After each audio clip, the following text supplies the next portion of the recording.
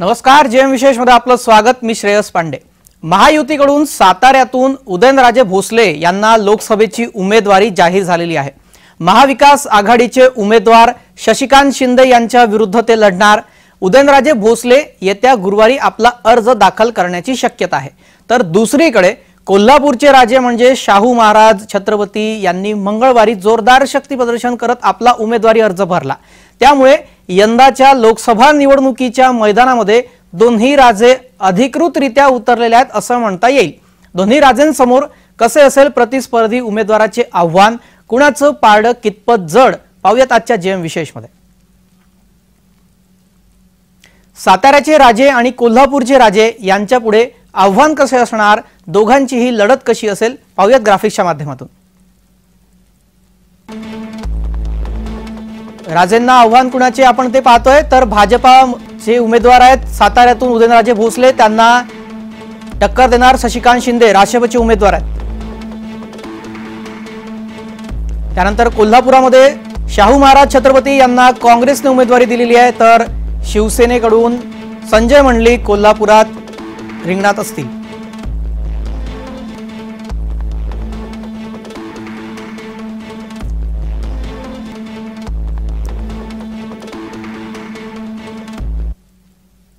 दरम्यान 2019 मध्ये कोल्हापुरात निवडणूक कशी झाली होती, कोणाची कोणासोबत लढत होती, तेही पाहूया ग्राफिक्सच्या माध्यमातून।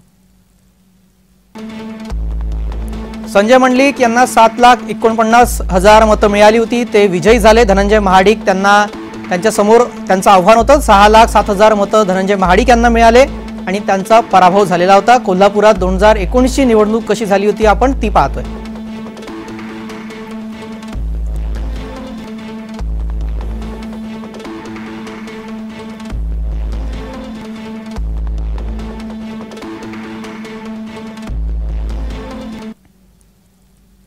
दिल्लीतून उदयनराजे भोसले यांना उमेदवारी मिळण्याचा थेट संदेश मिळालेला होता। त्यामुळे तिकीट जाहीर झाले नसतानाही त्यांनी आपलं काम सुरू केलेलं होतं। दुसरीकडे साताऱ्याच्या जागेवर राष्ट्रवादी काँग्रेस आपला दावा सोडत नव्हता। तसेच शिवसेना ही आक्रमक होती। शिवसेनेचे जिल्हाध्यक्ष पुरुषोत्तम जाधव तयारी करण्यास सुरुवात त्यांनी केली होती। त्यांनी समाज माध्यमावर नाही तर कधीच नाही असं स्टेटस सुद्धा ठेवलेलं होतं। त्यामुळे भाजपाने काळजी घेऊन शेवटच्या क्षणी उदयनराजे भोसले यांचं नाव अखेर आता जाहीर केलंय।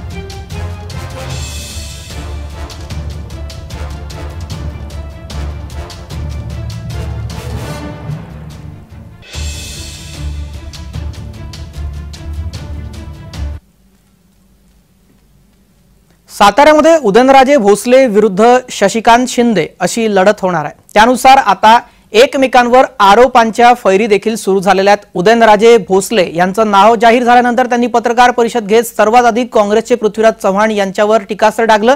त्यानंतर शशिकांत शिंदे यांच्यावर सुद्धा आरोप केले। पाहूयात काय म्हणाले।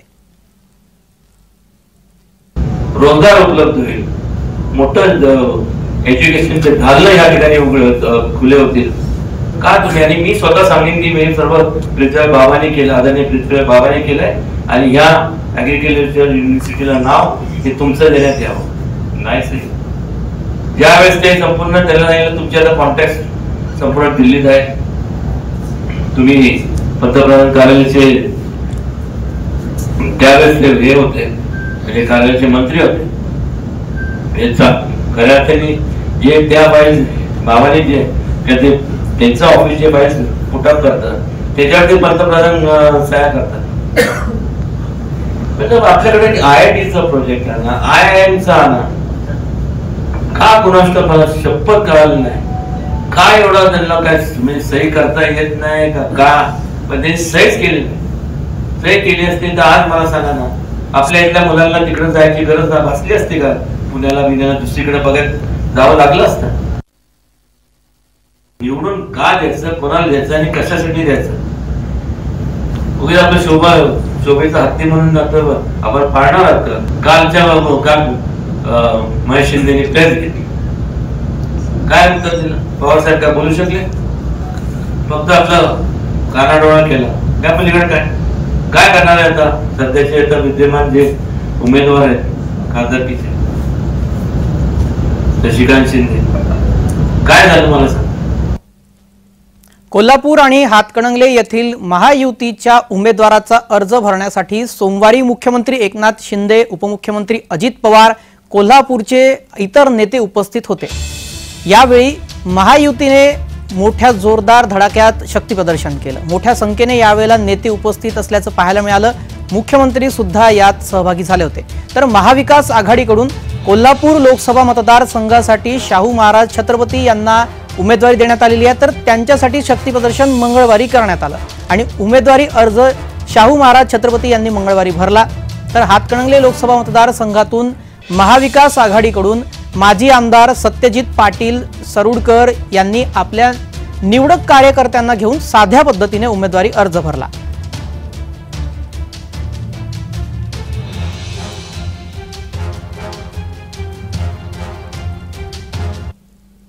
छत्रपती शाहू महाराज, डॉक्टर बाबासाहेब आंबेडकर, महात्मा ज्योतिबा फुले यांच्या विचाराचं जनमत आपल्याला ओसंडून वाहतंय।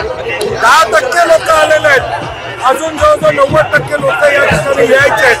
प्रचंड उत्साह, प्रचंड ताकद आणि जनतेतले उमेदवार म्हणून शाहू महाराज आज फॉर्म भरतात।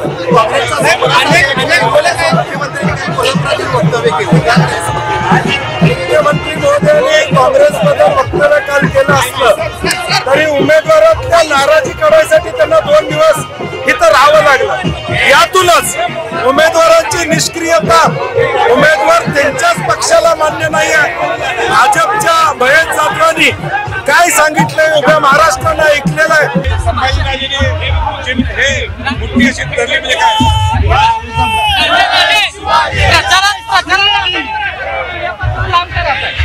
प्रचारात आघाडीवर आहे पण मीडियापासून लांब राहत आहे। खुश आहे प्रचार, मी प्रचार खुश आहे, जनतेबरोबर आहे, हेच भरपूर आहे। राजा तुम्ही वज्रमूठ दाखवले, नेमकी वज्रमूठाचा अर्थ आता काय? मी जनताच वज्रमूठ आहे आणि मी जनतेच्या बरोबर आहे आणि म्हणून मीडियापासून लांब आहे, हे चांगली बाब आहे। सोमवारी महायुतीने कोल्हापुरामध्ये शक्ती प्रदर्शन केले आणि संजय मंडलिक यांनी उमेदवारी अर्ज भरला।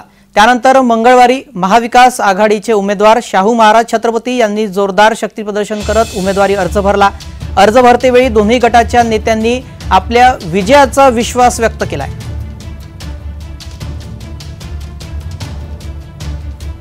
आता प्रचाराचा धडाका पाहायला मिळतोय। दोन्ही पक्षांकडून महायुती किंवा महाविकास आघाडी असो, शक्ती प्रदर्शनाची रस्सीखेच ओढ पाहायला मिळते।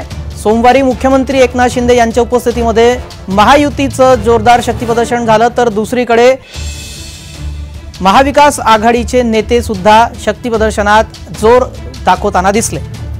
सोमवारी महायुतीचं शक्ती प्रदर्शन आणि मंगळवारी महाविकास आघाडीचं शक्ती प्रदर्शन झालंय।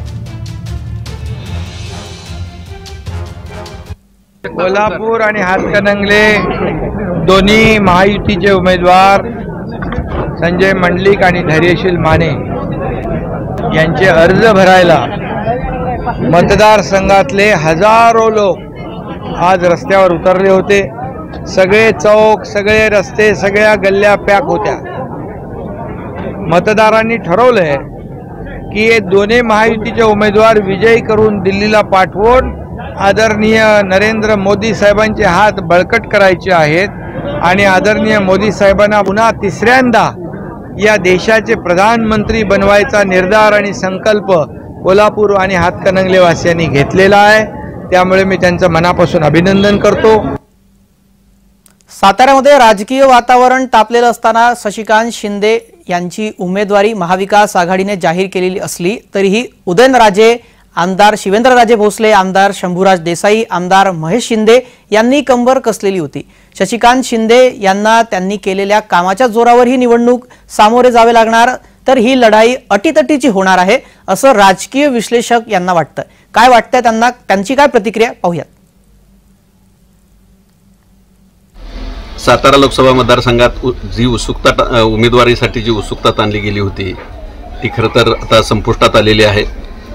शरद पवारांनी आमदार शशिकांत शिंदे यांचं नाव जाहीर केल्यानं खासदार उदयनराजे विरुद्ध शशिकांत शिंदे अशी लढत भविष्यात तुम्हाला पाहायला मिळेल। ही जी निवडणूक आहे या दोघांच्या बाबत जर पाहायला गेलं तर अटीतटीच ही निवडणूक असेल। कारण उदयनराजेंनी गेल्या महिनाभर जरी मतदारसंघात फार मोठा प्रचाराचा दौरा केला असला तरी देखील एक सर्वसामान्यांचं नेतृत्व आणि पालकमंत्री असताना केलेलं काम, राष्ट्रवादीचं जिल्हा अध्यक्ष असताना केलेलं काम हे जमेची बाजू घेऊन शरद पवारांनी फार मोठा विश्वास खरं तर शशिकांत शिंदेंच्यावर दाखवलेला आहे. कोल्हापूर लोकसभा मतदारसंघाची गोष्ट करायला गेलं तर कोल्हापुरामध्ये गेल्या निवडणुकीचा इतिहास कसा आहे, कोणत्या मुद्द्यांवर कोल्हापुरात निवडणूक लढवली जाते, काय या कोल्हापूर लोकसभा मतदारसंघाचा इतिहास आहे, याबाबत राजकीय विश्लेषक अधिक माहिती देत आहेत. पाहूयात. कोल्हापूर जिल्ह्याची ओळख पुरोगामी जिल्हा म्हणून असली तरी गेल्या 10 निवडणुकीतला अभ्यास करता कोल्हापूर शहरातनं विधानसभेला किमान 5 ते 6 वेळा शिवसेनेनं आमदारीतनं निवडून गेलेला आहे. ही आता कोल्हापूरची पुरोगामी म्हणून ओळख म्हणावी का असा प्रश्न पडावा अशी परिस्थिती आहे.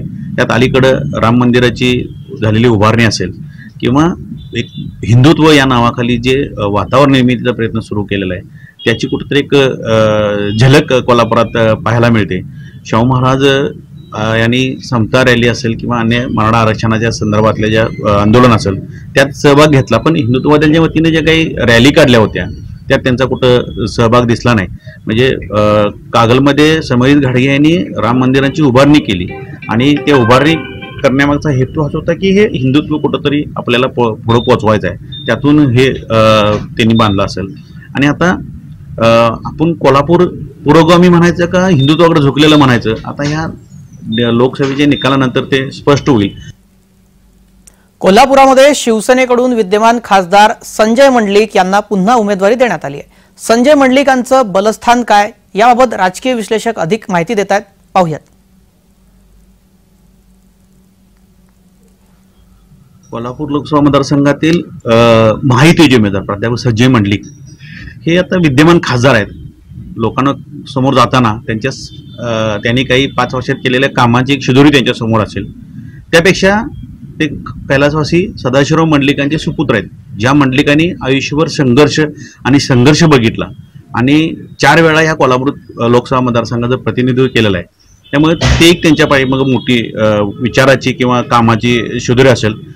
कैलासवासी मंडलिकांनी 2000ची निवडणूक ज्या पद्धतीनं जिंकली, त्यांना राष्ट्रवादी काँग्रेसनं उमेदवारी नाकारली होती आणि ते अपक्ष म्हणून लढले आणि त्यावेळेचा जो माहोल तयार झाला होता तसा माहोल तयार करण्याचा प्रयत्न आता संजय मंडलिकांचा असेल.